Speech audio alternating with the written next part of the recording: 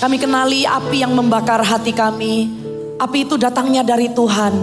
Dan kami tahu kalau Tuhan yang membakar hati kami, maka ada sesuatu yang mendesak dari dalam sehingga tidak mungkin kami tinggal diam dan tidak melakukan apa-apa.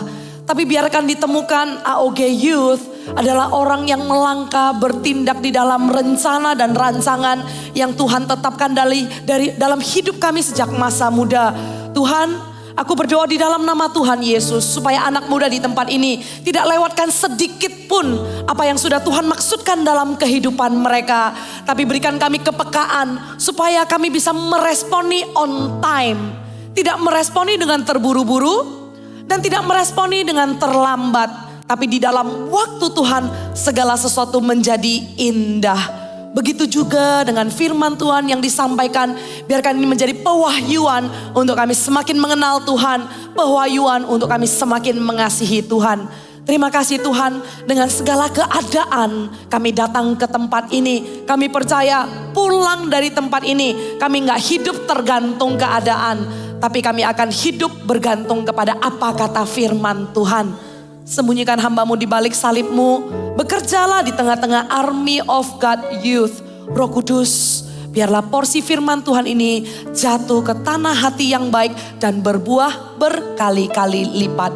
Hanya di dalam satu nama, yaitu nama Tuhan Yesus. Setiap orang yang antusias menyambut firman Tuhan boleh sama-sama katakan amin. Haleluya. Yang berapi-api memuji Tuhan dan bersukacita, bersorak-sorai sekali lagi buat Tuhan. Silakan duduk jemaat yang dikasihi Tuhan. Boleh saya tahu api yang Anda dapatkan dari kebenaran firman Tuhan yang sudah diajarkan dari minggu lalu. Kemudian api doa yang kita sama-sama berkumpul upper room kemarin hari Rabu. Sampai hari ini sewaktu engkau datang ke rumah Tuhan, menghampiri gerbangnya dengan hati bersyukur, bersorak-sorai di dalam puji-pujian tadi. Masuk ke dalam dan merasakan hadirat Tuhan. Boleh melambai-lambaikan tangannya. Haleluya. Bilang sama temannya, jaga apimu ya. Saya bersuka cita sekali karena ada di tengah-tengah anak muda yang berapi-api dari tadi sejak teen sampai kepada youth sekarang ini juga. Ada sesuatu yang mendesak dari dalam yang saya tahu tidak ada seorang pun yang bisa mengkontrol apa yang Roh Kudus akan kerjakan di dalam hidup anak muda dan generasi anak muda. Pasti akan ada kebangkitan yang begitu besar. Yang percaya berikan tepuk tangan untuk Tuhan. Kita persiapkan diri kita sama-sama menyongsong sebuah pengurapan yang akan Tuhan curahkan di tengah-tengah generasi anak muda. Kita persiapkan diri kita bukan cuman berapi-api. Karena kitab Roma mengatakan, janganlah cuman kita berapi-api, tapi jangan kendor dengan roh yang menyala-nyala. Layanilah Tuhan. Katakan sama-sama, layanilah Tuhan. Jangan sampai kita kedapatan menyala-nyala. Terus kita katakan, I want more, I want more, I want more. Tapi waktu dikasih more, kita cuman diam saja. Orang yang kalau dikasih more sama Tuhan, tidak mungkin orang itu hanya adem ayem. Pasti ada sesuatu yang mendesak dari dalam, yang tidak bisa dikontrol. Yang Anda harus melangkah melakukan pekerjaan Tuhan. Karena api itu dari Tuhan, pasti apapun yang kita lakukan itu adalah pekerjaan Tuhan. Karena itu bukan api dunia, itu bukan api kedagingan, tapi api yang datangnya dari Tuhan membuat kita antusias melayani, melakukan pekerjaan Tuhan. Amin. Prinsip-prinsip yang saya ajarkan untuk kita temukan diri kita hidup berdampingan dengan sesama orang Kristen. Hidup berdampingan di gereja. Hidup berdampingan dengan sahabat-sahabat kamu yang ada di kanan kiri. Supaya kita hidup berdampingan semakin bertumbuh. Bukan hidup berdampingan semakin menumpulkan. Karena bukan maksud firman Tuhan untuk manusia saling menumpulkan, tapi menajamkan sesama. Amin. Bagaimana cara kita hidup untuk berdampingan dengan sesama orang percaya? khususnya di dalam gereja. Gimana sesama orang Kristen, orang beriman hidup bersama-sama, bertumbuh bersama-sama di dalam gereja. Ada nasihat dari Rasul Paulus, bapak gereja yang menggembalakan dan merasuli banyak gereja-gereja dengan model jemaat yang berbeda-beda. Jemaat Korintus berbeda dengan jemaat Efesus, berbeda pula dengan jemaat Filipi. Dia ketemu anak yang sangat mengerti hatinya. Dia ketemu jemaat yang sehati dan sepakat. Dia ketemu juga jemaat yang berselisih, tidak sehati, yang ada konflik, ya. Dia ketemu macam-macam jemaat, dan Paulus punya nasihat, di mana Paulus sudah jadi teladan khususnya, punya nasihat untuk bagaimana kita sebagai orang Kristen hidup berdampingan di gereja, dan bukan cuman hidup berdampingan sebagai jemaat loh ya, karena pasti Anda nggak asing dengan setiap hari Sabtu datang ke AOG, Anda pasti agak familiar lah ya dengan orang yang duduk di kanan kiri. Kalau lihat sapu mata ke sekeliling, kira-kira tahu lah itu siapa. Biasanya dia pakai baju hitam tapi dia pakai baju garis-garis. Biasanya dia tugas, si Wilbert dia duduk di sana. Saya merasa aneh gitu ya, kenapa dia duduk di sana ya. Pasti ada wajah familiar yang kita tahu di gereja ini. Tapi bukan cuman kita datang ke gereja ini, udah biasalah berjemaat di AOG, di GMS. Datang dan familiar aja gitu sama sekeliling. Enggak, tapi bagaimana hidup berdampingan dan mengambil bagian di dalam rumah Tuhan. Katakan amin. Ini rumah loh. Jadi kalau misalnya kita di rumah, sudah lahir di situ, digedekan di situ, pasti tingkah dan sikap kita di rumah gak mungkin kita bersikap seperti customer hotel, ya kan? Kalau sampai Anda ini adalah anak muda yang lagi, apa sih namanya kalau pergi luar kota itu namanya apa? Merantau. Tiba-tiba kata-kata itu hilang. Kalau misalnya kamu adalah anak muda yang merantau di kota Surabaya, nanti ya kalau pulang ke rumah gitu ya, pulang ke rumah pasti kalian akan banyak spend time. Coba kalau misalnya kamu pulang ke rumah, tapi kamu gak pernah hadir di rumah. Kamu sibuk reunian sama temen dari pagi, hangout sampai malam.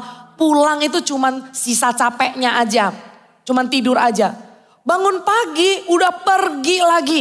Sampai sarapannya, lunchnya, dinernya gak pernah di rumah. Orang tua kadang bisa ngomong apa? Kamu anggap ini rumah hotel gitu ya. Pernah dengar seperti itu? Gak pernah, karena kalian adalah anak muda yang spend time sama keluarga, amin. Nah kalau adalah rumah, kita gak mungkin bertingkah seperti customer hotel. Yang cuman mau dilayani, yang mau servis bintang 5, mau harganya berapa, kadang gak peduli, pokoknya gue mau servis yang terbaik. Karena saya adalah raja, saya adalah tamu. Itu kalau tamu. Tamu maunya dilayani, diservis, mendapatkan haknya. Tapi kalau rumah, hidup berdampingan, kita yang bukan cuma jemaat tapi udah jadikan ini rumah. Dan kamu adalah keluarga, tidak mungkin di rumah itu kalau ada urusan, papa mama misalnya sibuk minta bantuan sama kita, gak mungkin kita hitung-hitungan. Kalau ada sesuatu yang kita bisa kerjakan, gak mungkin kita biarkan. Dan kita gak mau tahu soal rumah, kebersihan rumah kita gak mau tahu. Bantu-bantu untuk anggota keluarga kita gak mau. Tapi namanya rumah pasti ada bagian dan tanggung jawab. Benar ya? Nah inilah hidup berdampingan orang Kristen. Ada tanggung jawab dan ada bagian masing-masing. Itu yang saya tadi khotbahkan di TIN, saya gak ulangi lagi. Di kitab Roma pasal yang ke-12, di TIN tadi saya bacakan 3-8. Tapi di youth, saya mau lanjutkan aja ya. Nanti kalian dengarkan aja di streaming, ada di YouTube ya. Tapi saya mau lanjutkan karena ada porsi yang berbeda. untuk Anda, untuk youth. Ada di Roma 12 ayat 9 sampai 12. Saya akan bahas bagaimana cara hidup berdampingannya. Tapi anggota dan tanggung jawabnya itu di rumah, itu udah ditin. Nanti dengarkan aja ya. Nah, Roma 12 ayat 9 sampai 12 dengan judul khotbah saya, dari Tuhan untuk Tuhan. Amin. Dari Tuhan untuk Tuhan. Tapi boleh nggak saya comot satu ayat yang ketiga, kemudian kita baru ke 9 sampai 12. Oke, ayat yang ketiga terlebih dahulu saya bacakan. Roma 12 ayat yang ketiga. Berdasarkan kasih karunia yang dianugerahkan kepadaku, aku berkata kepada setiap orang di antara kamu, janganlah kamu memikirkan hal-hal yang lebih tinggi daripada yang patut kamu pikirkan. Tetapi hendaklah kamu berpikir begitu rupa sehingga kamu menguasai diri menurut ukuran iman yang dikaruniakan Allah kepada kamu masing-masing. Itu ayat yang ketiga. Kemudian ayat 9 sampai 12. Saya bacakan yang 9, Anda yang genap sampai yang ke-12. Beginilah bunyi ayat yang ke-9. Hendaklah kasih itu jangan pura-pura. Jauhilah yang jahat dan lakukanlah yang baik.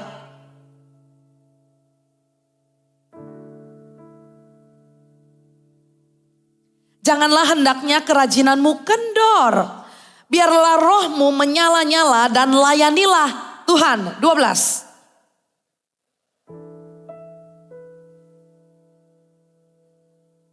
Sama-sama katakan amin. Saya bahas ayat yang ketiga terlebih dahulu ya. Paulus bilang begini, berdasarkan kasih karunia yang dianugerahkan kepadaku. Katakan sama-sama dianugerahkan. Kalau kita ikut Tuhan sampai hari ini, apapun yang kita miliki, apapun yang kita bisa lakukan, itu bukan berasal dari diri kita sendiri. Tapi itu adalah pemberian Tuhan. Sehingga jangan lupa ya, kalau hari ini kamu berubah menjadi lebih baik, kamu sudah menjadi lebih dewasa, kita jangan lupa akarnya semuanya karena pertobatan dan terima Yesus sebagai juru selamat. Perjalanan kita menjadi lebih baik itu adalah kasih karunia. Dan apapun yang kita miliki, kalau kita bisa kuliah, kalau kita bisa menyelesaikannya, kalau kita bisa menjadi pemimpin organisasi, kita menjadi orang yang dipercaya di kampus, di dosen, dipercaya sama dosen kita. Kalau ada satu orang yang mencarimu dan menanyakan nasihatmu, itu bukan karena wibawa atau hikmat kepintaranmu. Tapi semuanya dianugerahkan kepada kita. Anak muda, kalau kita menyadari satu titik ini, hidup itu jadi lebih mudah. Hidup itu menjadi enteng.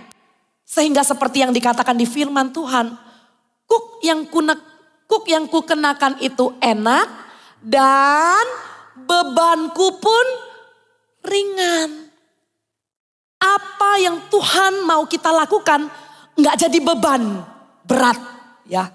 Tapi apa yang Tuhan mau kita lakukan nggak menjadi kekang, nggak menjadi sesuatu yang nggak mengenakkan. Tapi kuk yang Tuhan kenakan itu enak, bebanku pun ringan. Dengan kita menyadari apa yang kita miliki, semua yang kita dapat lakukan, semua itu karena anugerah.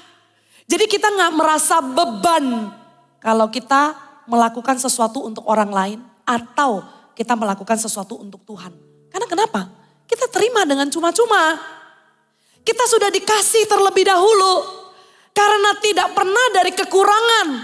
Orang yang di dalam Tuhan selalu di dalam kasih-Nya yang bukan cukup tapi di dalam kelimpahan. Di dalam kepenuhan Kristus. Yang percaya katakan amin. Orang yang percaya Kristus selalu diberikan kepenuhan Kristus dan kelimpahan di dalam api Roh Kudus. Apa yang engkau lakukan di dalam Dia tidak mungkin itu adalah beban berat. Pasti engkau melakukannya dengan rasa syukur. Karena itu adalah anugerah. Kemudian Paulus bilang begini lagi. Ingat ya, ini anugerah loh ya. Jadi seperti istilahnya kita tahu diri gitu loh. Tahu diri ini anugerah. Tahu diri kalau sebenarnya kalau tanpa Tuhan aku tuh gak bisa apa-apa. Without you God, I am nothing. Kemudian Paulus lanjut. Jangan kamu memikirkan hal-hal yang lebih tinggi daripada yang kamu patut pikirkan. Wow. Sebuah nasihat yang begitu tegas.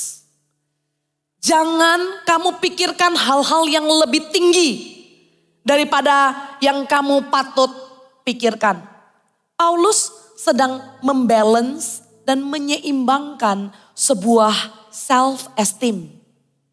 Sebuah self-esteem yang sehat, sebuah kepercayaan diri yang sehat.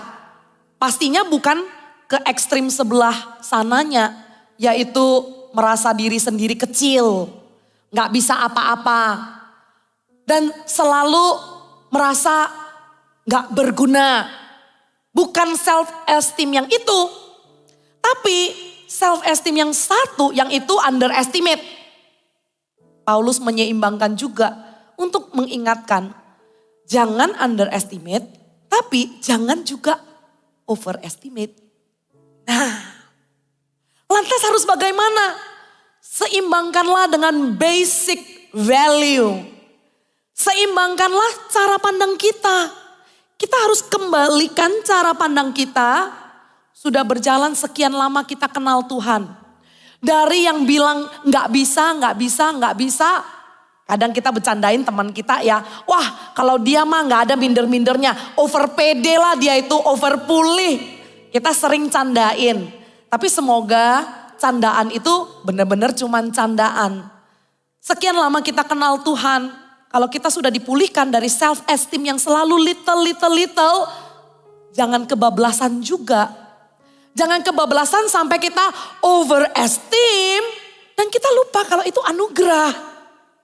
Kita overesteem dengan kesuksesan kita. Kita overesteem dengan pencapaian kita. Sehingga kita merasa kita punya sesuatu. I have something gitu loh. Lupa kalau without God I am nothing.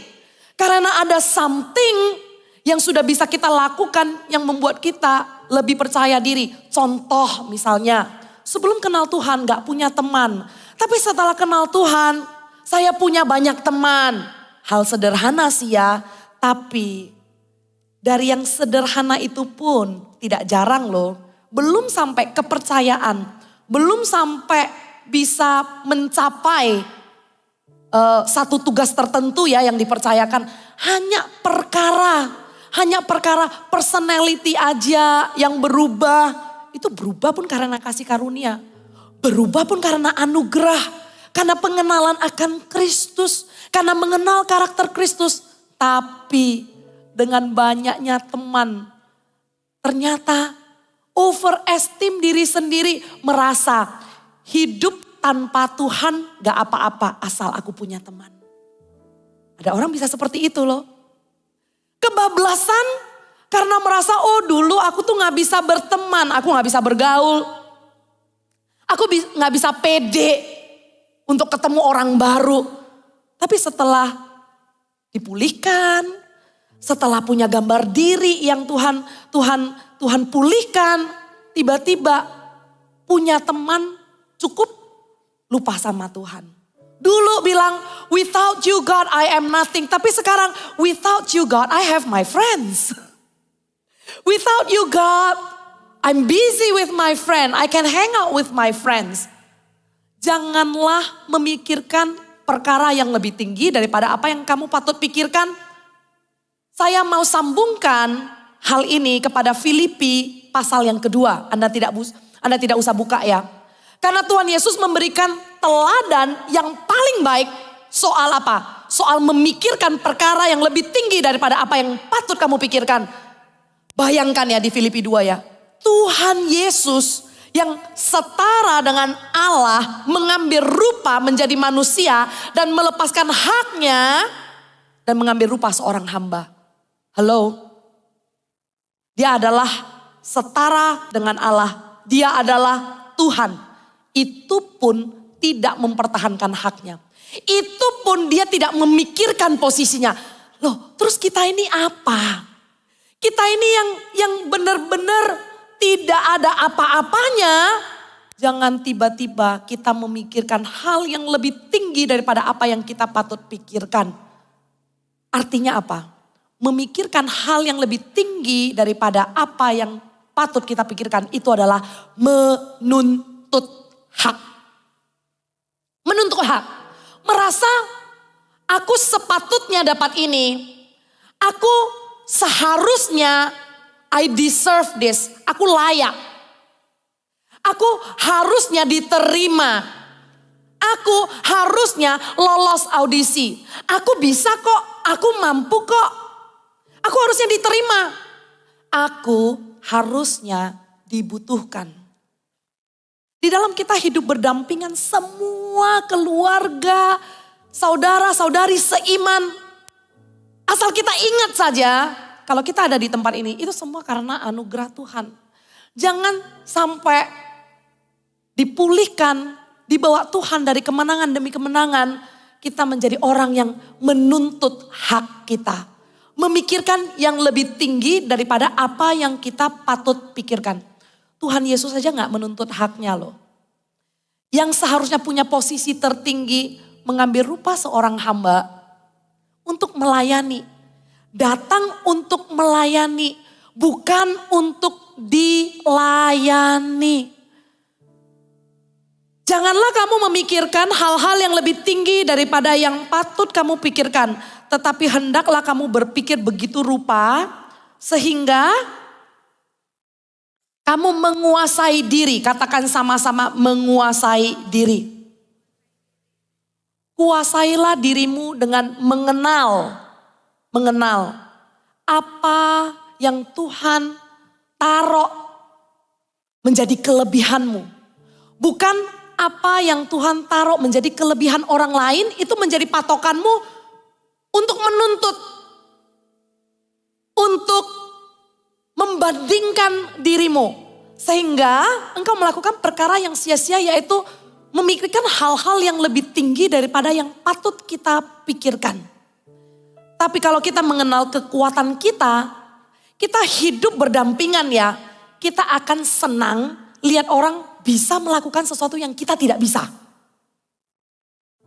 Tapi kalau kita selalu memikirkan perkara yang lebih tinggi daripada apa yang patut kita pikirkan. Kita lihat orang lain bisa, kita jadi iri. Kita kalau anggota tubuh ya, ada mata, ada telinga. Masa telinga bisa iri sama mulut? Aku iri sama mulut bisa makan. Coba kalau tiba-tiba telinga kita makan. Telinga kita masuk pentol. Something wrong, right? Dengan kita memikirkan hal-hal yang patut kita pikirkan adalah yang kita bisa lakukan. Bukan apa yang kita ingin lakukan, kita mau lakukan dan kita tuntut untuk diri kita lakukan. Amin. Saya berusaha menjelaskan ini bukan untuk kita nggak beriman dan bukan untuk kita tidak mau belajar. Tapi Anda mengerti kan maksud saya ya? Ada orang yang nggak tahan gitu loh ngelihat orang lain multi talented. Dia gerah gitu ngelihat orang multi talented. Sampai dia sendiri tidak bisa melihat talentnya dia. Dia cuman kayak nggak terima aja ngelihat orang ini bisa itu. Memikirkan hal-hal yang lebih tinggi daripada apa yang dia patut pikirkan. Tapi dia nggak pikirkan dirinya itu bisa apa. Bersukacitalah dengan apa yang kamu bisa. Syukurilah dengan apa yang kamu miliki karena itu anugerah dari Tuhan. Selebihnya itu kuasailah dirimu. Amin. Anda paham? Lanjut ya. Kemudian masuk ke ayat yang ke-9.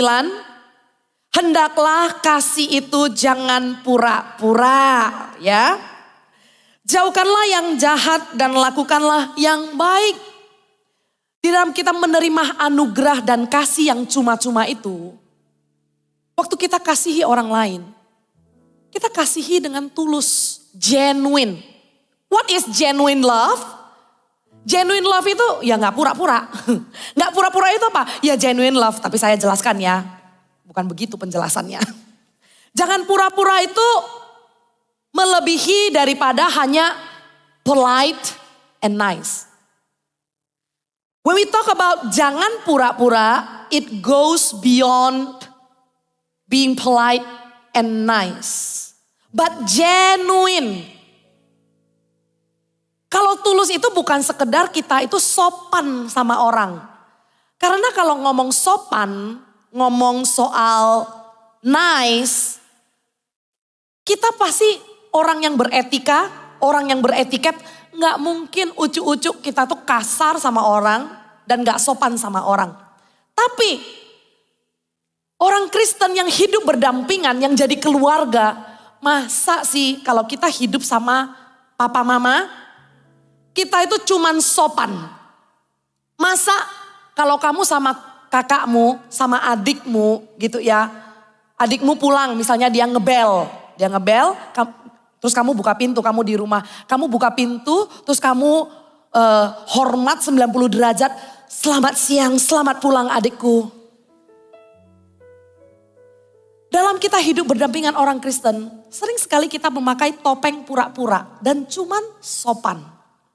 Tapi Tuhan mau kita melebihi itu sehingga di antara keluarga, saudara-saudari seiman itu gak basa-basi. Gak cuman baik di permukaan. Bukan cuman nice.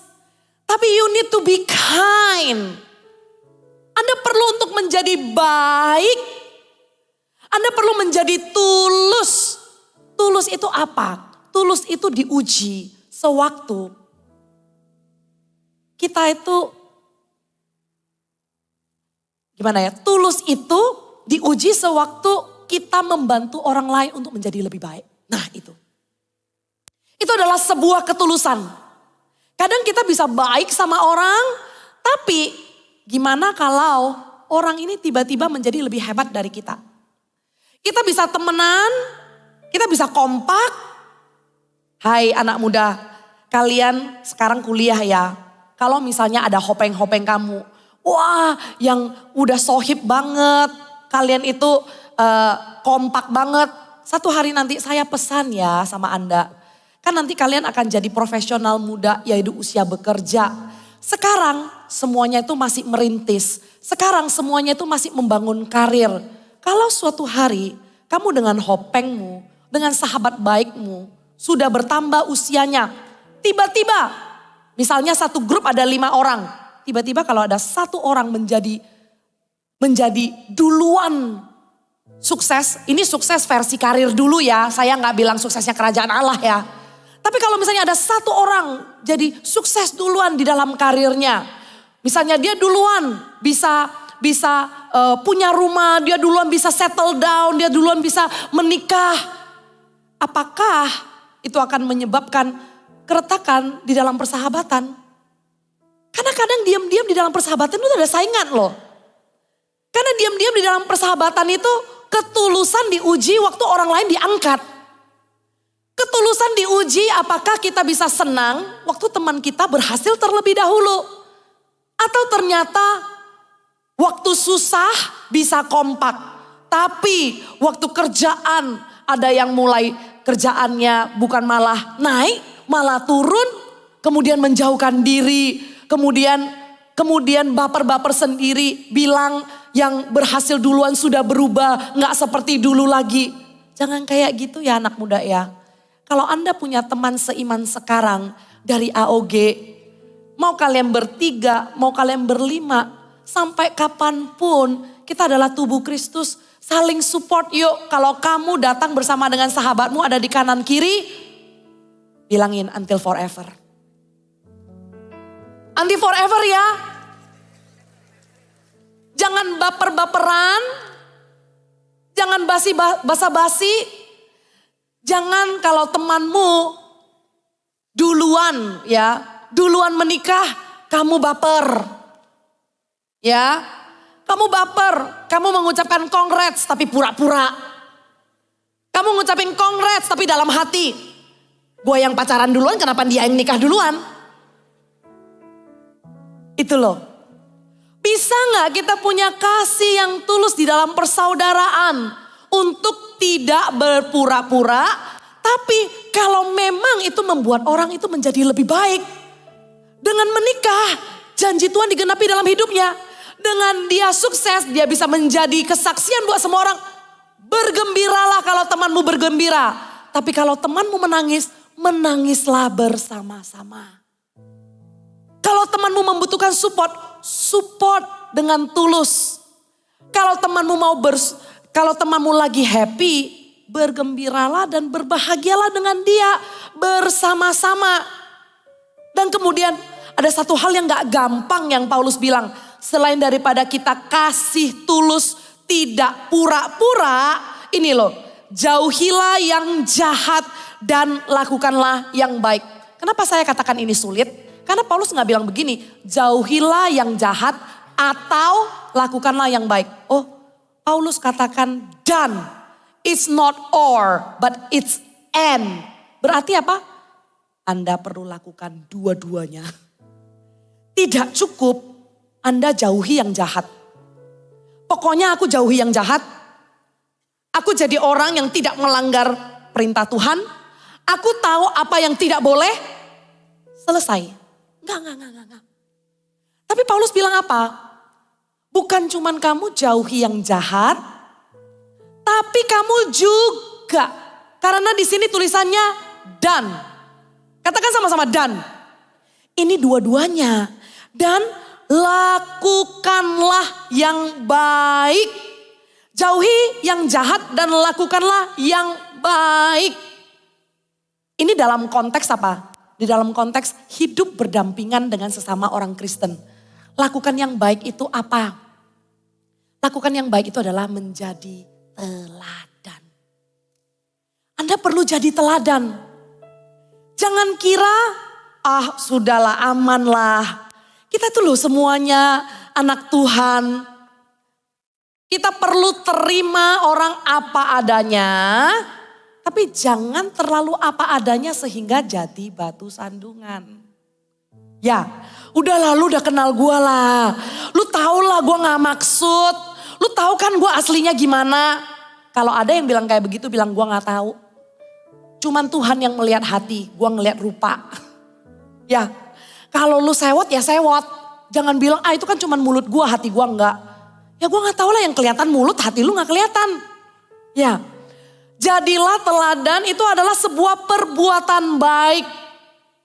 Dalam konteks kita hidup berdampingan orang Kristen, biarlah engkau jadi teladan. Kalau jadi teladan, jangan pressure. Kalau jadi teladan, jangan terpaksa. Jadi teladan, jangan jaim. Tapi jadilah teladan dengan natural. Karena kenapa? Roma 14 kita lihat sama-sama ya. Roma 14 ayat yang ke-19 saya bacakan aja.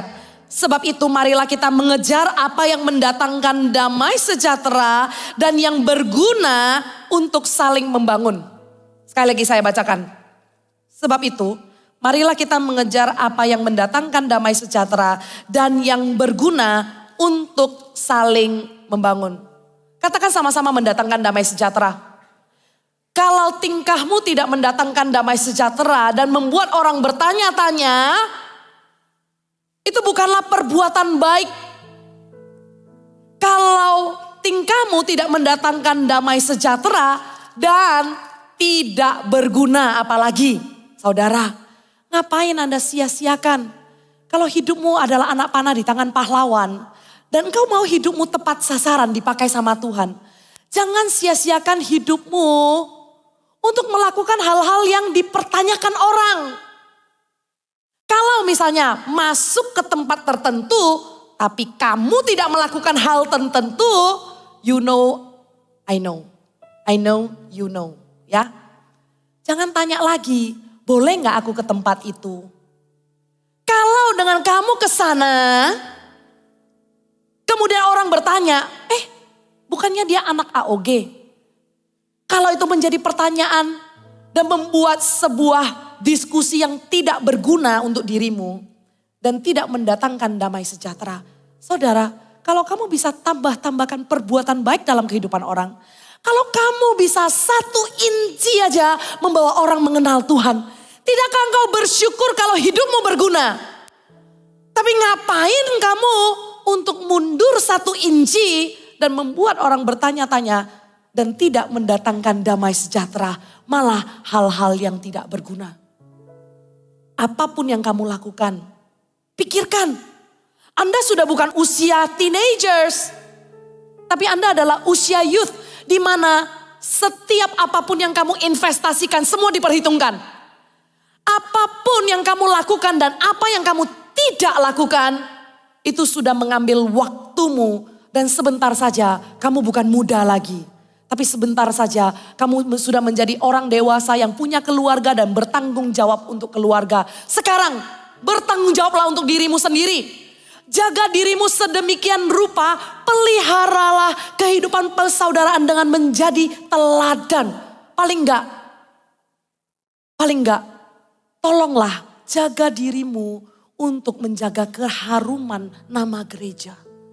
Tidak tahukah kamu kemanapun orang pergi, orang bilang kamu adalah anak Army of God.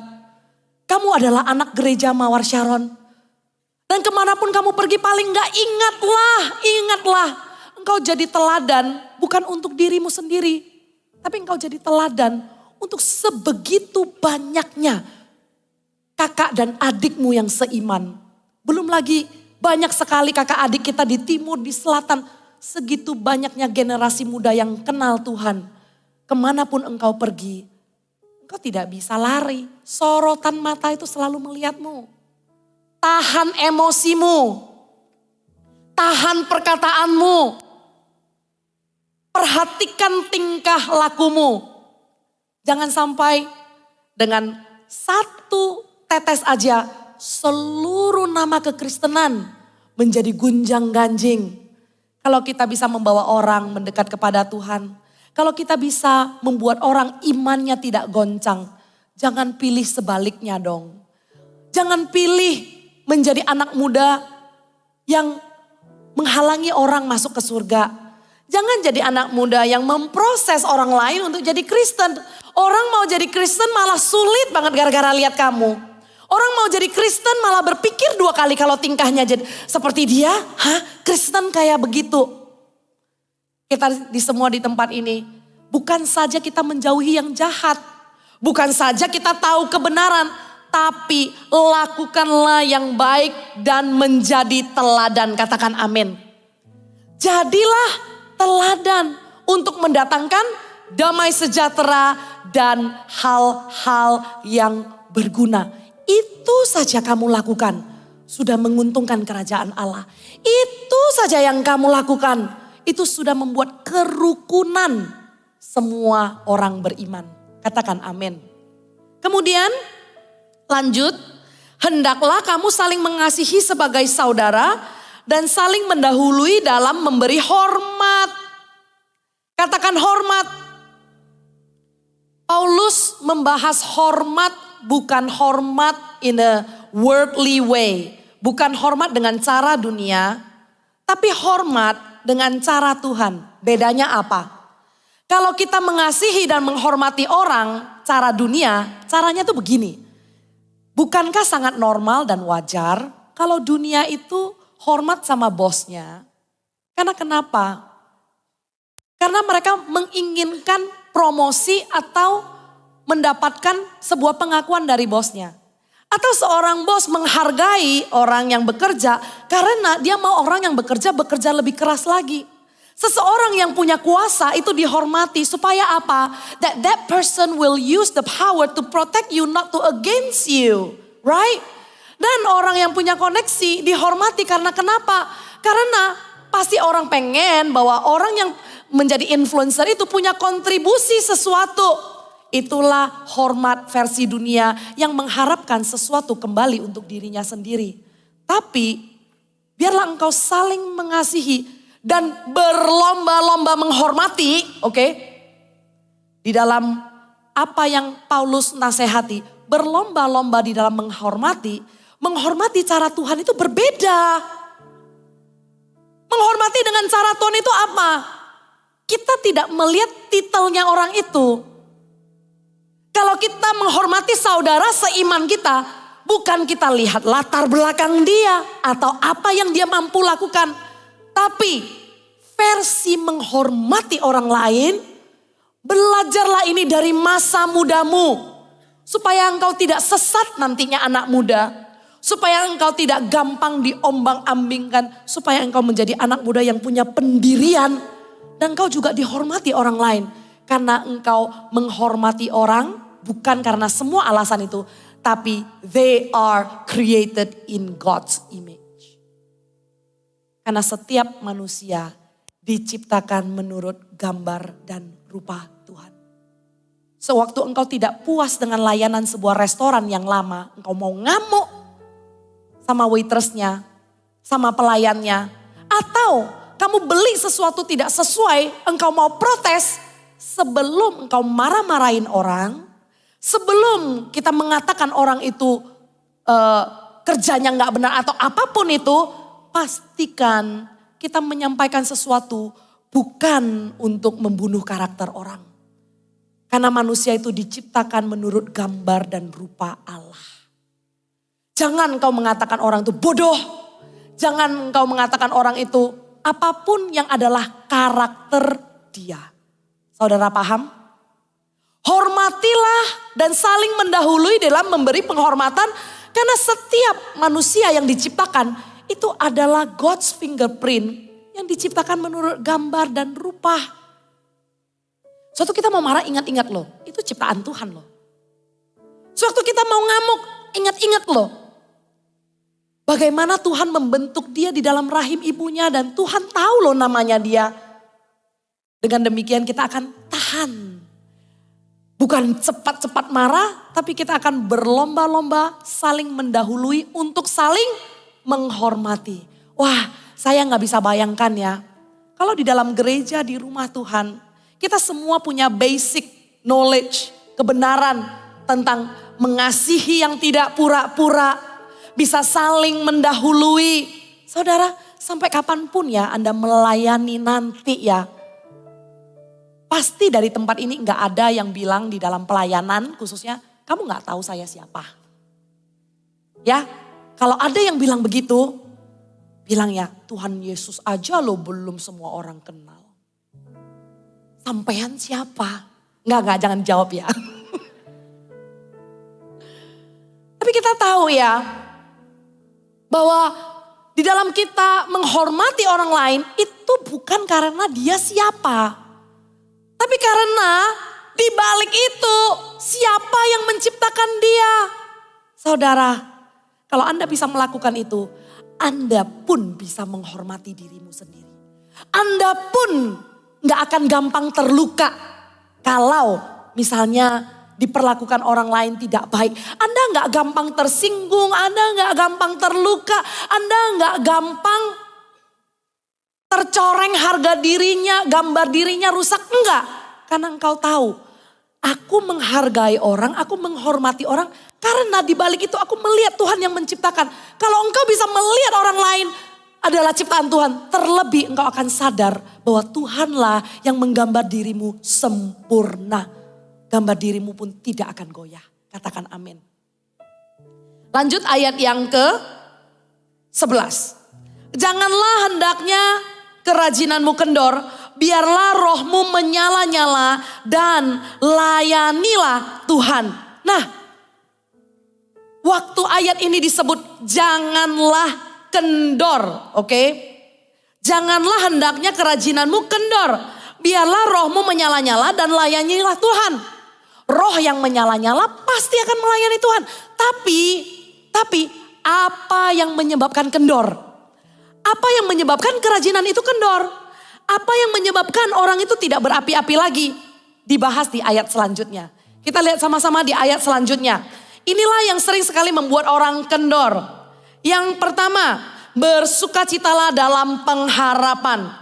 Kemudian sabarlah dalam kesesakan. Dan bertekunlah dalam doa. Saya bahas ya. Yang sering bikin orang kendor adalah dia tidak lagi bersukacita dalam pengharapan. Tapi dia bersukacita di dalam results.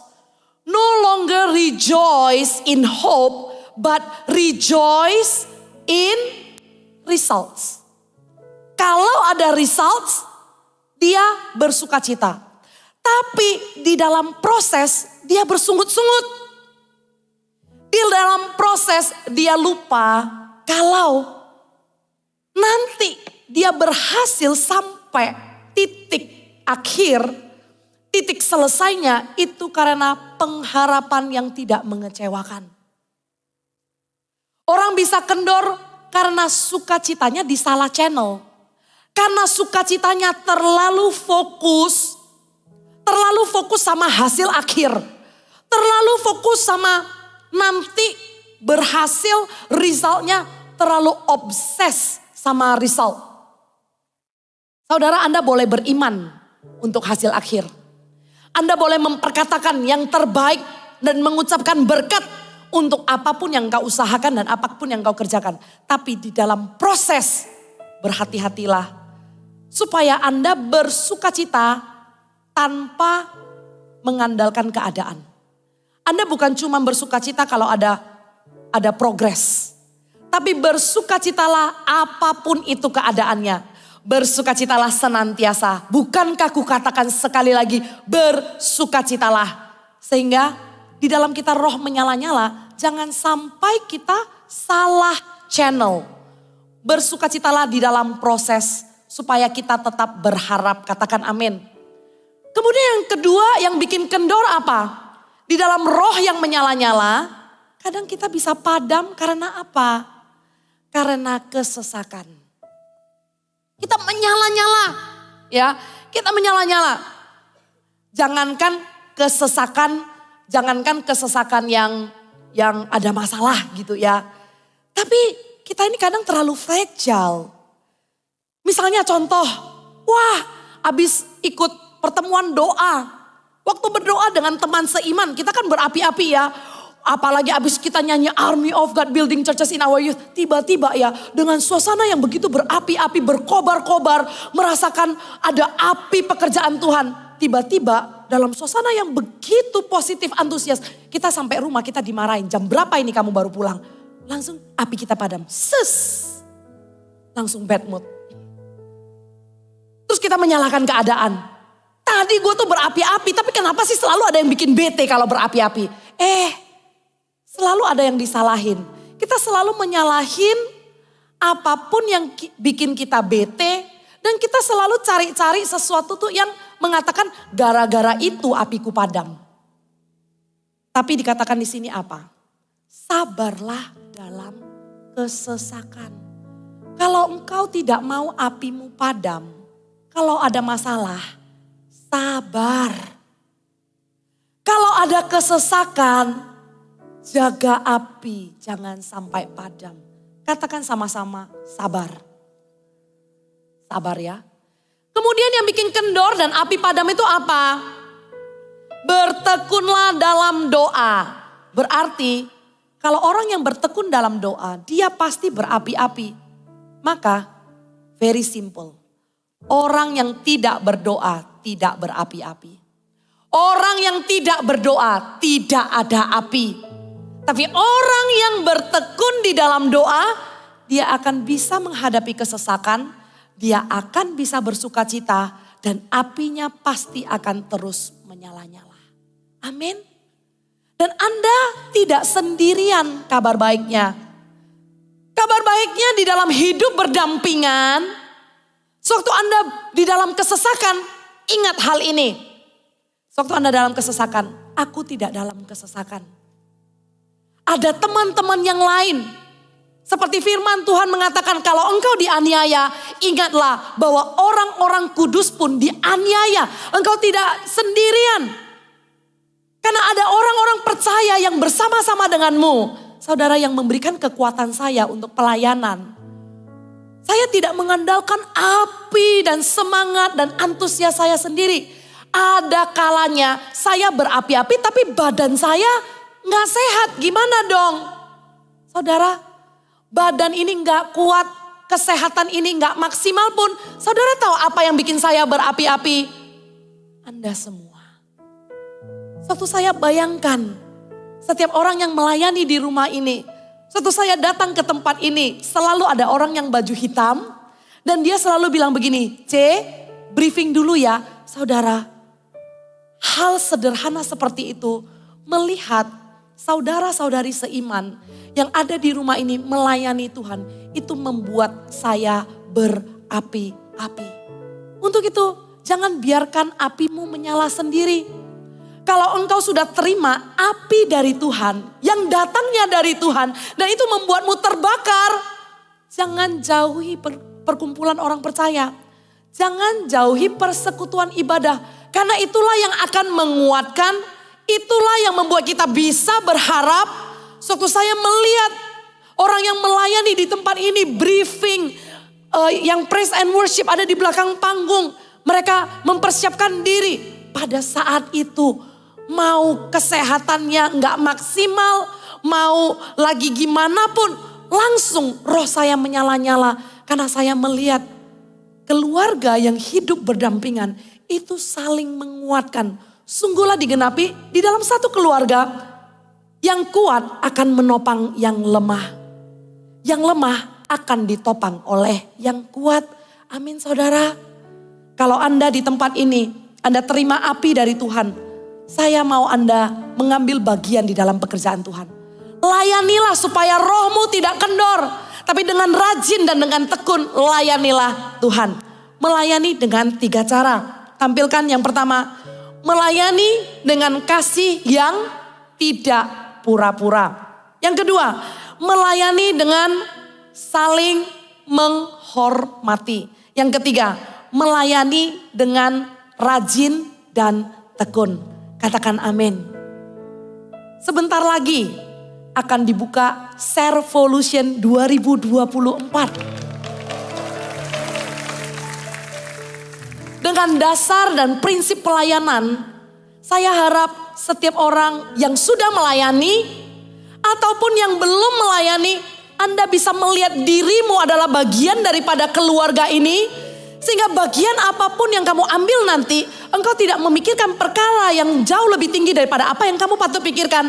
Dan sewaktu Anda mendaftarkan diri, itu sungguh dengan kasih dan dengan saling berlomba-lomba di dalam pelayani, kita menghormati satu dengan yang lain. Berikan tepuk tangan untuk Tuhan. Mari kita sama-sama bangkit berdiri.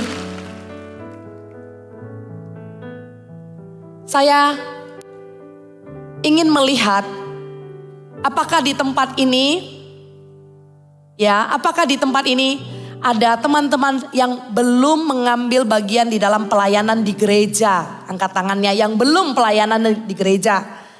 Ya silakan turun tangan.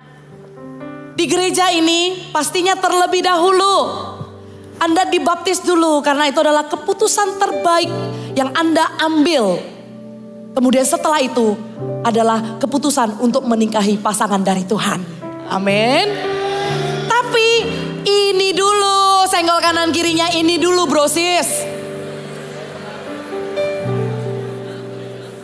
Sebelum engkau hidup berdampingan dengan orang yang Tuhan tetapkan dalam hidupmu, engkau hidup berdampingan menjadi mempelai Kristus, jadi anggota tubuh yang mengambil bagian. Kasihi dulu pekerjaan Tuhan. Jadi anak muda yang selfless dulu. Pertama-tama berikan dirimu dibaptis. Dan di gereja ini, langkah pertama bertumbuh secara rohani adalah mengambil MSJ 1. Apa itu? My Spiritual Journey. Untuk bertumbuh secara rohani. Kemudian setelah dibaptis, Anda lanjutkan segera dengan roh yang menyala-nyala. Layanilah Tuhan. Dengan terlibat dalam pelayanan mengambil MSJ 2. Jadi saya tanya sekarang, siapa di sini yang sudah ambil MSJ 2 tapi belum pelayanan di gereja? Angkat tangannya. Oh banyak sekali, berikan tepuk tangan untuk mereka. Boleh saya minta tadi yang angkat tangan MSJ 2 dan belum pelayanan, Anda maju ke depan. Kami persilahkan tempat terhormat ini untuk Anda alami Tuhan. Amin. Berikan tepuk tangan kepada mereka sekali lagi. Haleluya. Haleluya. Saudara, dengan kamu datang ke depan, kamu sedang ada di altarnya yang kudus. Anda akan berjumpa sekali lagi dengan anugerah dan kasih karunia yang diberikan. Bagaimana Anda bisa sampai hari ini? Dan sebentar lagi pastinya yang sudah MSJ 2, kalau kalian di depan ini, saya anggap pasti semuanya nanti mau pelayanan kan? Yang mau lambaikan tangannya. Haleluya.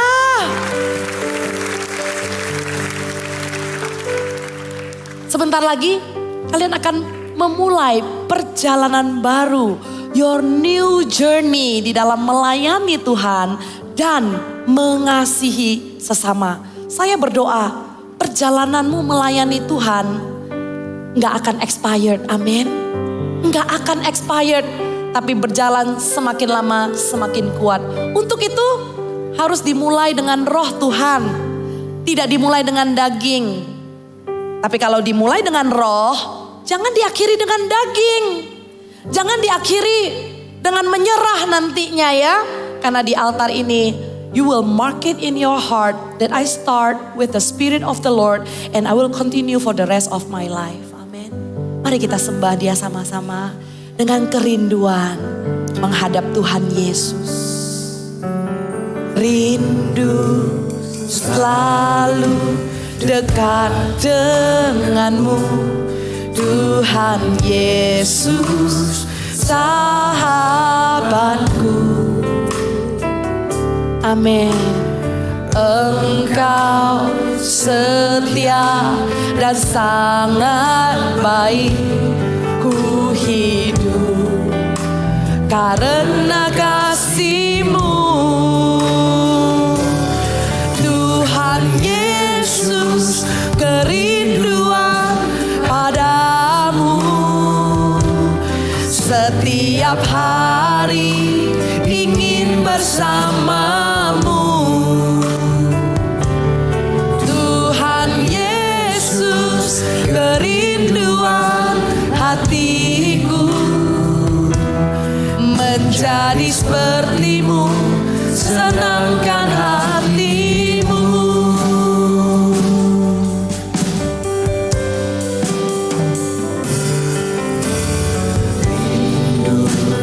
Selalu dekat denganmu, Tuhan Yesus, sahabatku. Amin. Engkau setia dan sangat baik, ku hidup karena kasih-Mu.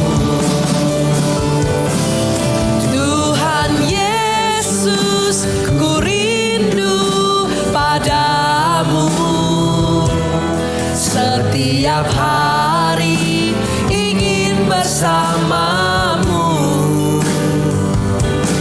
Tuhan Yesus, kerinduan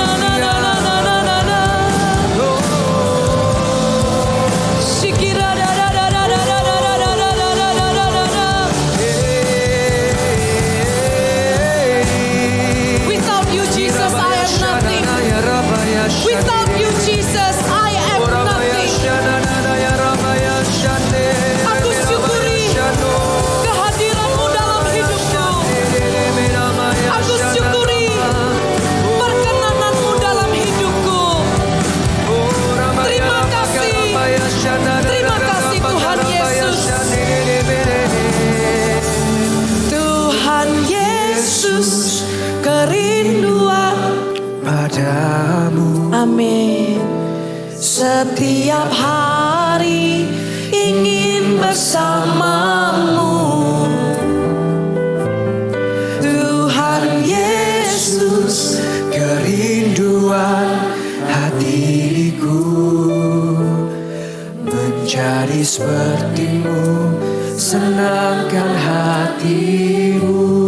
Dengan ucapan syukur sekali lagi, Tuhan Yesus, ku rindu padamu. Biarlah dia bertata di dalam hatimu. Setiap hari ingin bersamamu. Kami mengasihimu Tuhan Yesus. Tuhan Yesus, Kami mengasihimu. kerinduan hatiku menjadi sepertimu, senangkan hatimu. Mari kita sama-sama tundukkan kepala. Maukah engkau menjadi orang Kristen yang mencerminkan kasih Kristus di dalam hidupmu? Sewaktu engkau terima Tuhan Yesus, hidupmu bukan milikmu lagi, tapi di dalam setiap lakumu, in all you do, you acknowledge Him. Maukah engkau menyenangkan hati Tuhan dengan menjadi teladan? Kalau engkau mau, naikkan di dalam doamu, katakan, Tuhan, biarlah aku bersinar dan menjadi teladan dimanapun engkau letakkan, dimanapun engkau tempatkan aku, jadikan aku teladan. Semua jemaat, jika engkau rindu menyenangkan hati Tuhan, engkau naikkan doamu, supaya engkau tidak lagi hidup seenaknya. Engkau tidak lagi hidup gak peduli siapa yang melihatmu. Engkau tidak lagi hidup semau gue, tapi engkau tahu bahwa sungguh hidupmu mendatangkan damai sejahtera. Dan engkau mau tambahkan hal-hal yang berguna kepada orang lain. Kalau selama ini engkau anggap enteng, seolah gak adalah yang lihatlah, gak adalah yang memperhatikan aku. Oh, engkau salah. Karena kalau engkau adalah anak Tuhan, pasti ada yang perhatikan. Karena terang itu gak bisa disembunyikan. Dunia ini begitu gelap, di mana ada anak Tuhan, di mana ada terang, maka itu menjadi satu titik yang pasti akan diperhatikan orang. Mulai hari ini berkomitmenlah jemaat Tuhan untuk menjadi teladan menyenangkan hati Tuhan. Amin. Yang ada di depan, taruh tanganmu di hatimu. Saya akan tuntun kalian untuk mempersiapkan hati, karena masih ada berapa minggu lagi untuk kalian berdoa, cari tahu kehendak Tuhan. Nanti mau ikut pelayanan apa, mau daftar di pelayanan apa. Tapi mulai hari ini doa ini akan menuntunmu untuk engkau meresponi di mana panggilanmu, panggilan Tuhan menyuruhmu untuk ada di pelayanan itu. Katakan sama-sama, Tuhan Yesus. Tuhan Yesus, Terima kasih untuk kasih karunia. terima kasih untuk kasih karunia. Semua yang ada padaku adalah milikmu. Semua yang ada padaku, I am nothing without you. I am nothing without you. Di altar ini Di altar ini aku persembahkan aku persembahkan kelebihanku kelebihanku dan kekuranganku. dan kekuranganku. Pakai Tuhan Pakai Tuhan dengan caramu, dengan caramu, bukan caraku. bukan caraku. Pakai aku Tuhan Pakai aku Tuhan untuk pelayanan di gereja ini. untuk pelayanan di gereja. Aku mau terlibat. Aku mau terlibat. Biarlah Biarlah Roh Kudus Roh Kudus berikan sukacita, berikan sukacita, pengharapan, pengharapan, dan ketekunan. dan ketekunan. Karena sewaktu aku memulai pelayanan, Sewaktu aku memulai pelayanan, aku akan melayani aku akan melayani sampai selama-lamanya. sampai selama-lamanya. Katakan sampai selama-lamanya. Sampai selama-lamanya. Di dalam nama Tuhan Yesus. Sekali lagi katakan di dalam nama Tuhan Yesus. Sama-sama katakan, Amin. berikan tepuk tangan buat setiap orang yang akan bergabung di dalam pelayanan ini. Haleluya. Katakan kepada kanan kirimu, Tuhan akan pakai kamu besar. Silakan kembali ke tempat duduk masing-masing.